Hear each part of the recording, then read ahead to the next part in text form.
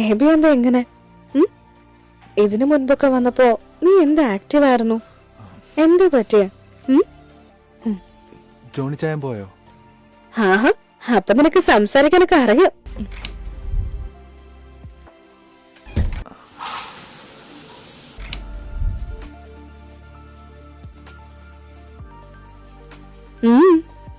നീ എന്തെങ്ങനെ നോക്കുന്നു? റീമ ചേച്ചി സാരി കാണാൻ നല്ല ഭംഗിയുണ്ട്. നീ വേഗം ഫ്രഷായി താഴേക്ക് വാ.